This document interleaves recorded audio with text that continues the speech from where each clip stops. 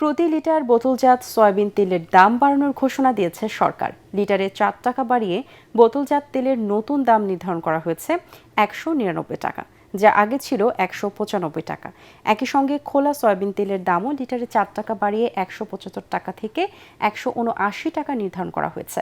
বাণিজ্য মন্ত্রণালয়ের সভাকক্ষে আয়োজিত এক সংবাদ সম্মেলনে এ তথ্য জানান বাণিজ্য মন্ত্রী খন্দকার আব্দুল মুক্তাদির। মন্ত্রী বলেন, বৈশ্বিক বাজারে কাঁচামালের দাম বৃদ্ধির প্রভাবেই এই সমন্বয় করা হয়েছে। আন্তর্জাতিক পরিস্থিতির কারণে বিশ্বব্যাপী পণ্যের উচ্চ মূল্য বাড়ছে, যার প্রভাব স্থানীয় বাজারেও পড়ছে বলে জানান তিনি। আমরা কিছু ঊর্ধ্বমূল্য সমন্বয়ের সিদ্ধান্ত নিয়েছি। আমরা আশা করি আমাদের যারা ভোক্তা আছেন বৈশ্বিক পরিস্থিতির বিষয়টা বিবেচনায় নিয়ে তারা জিনিসটি বিবেচনা করবেন।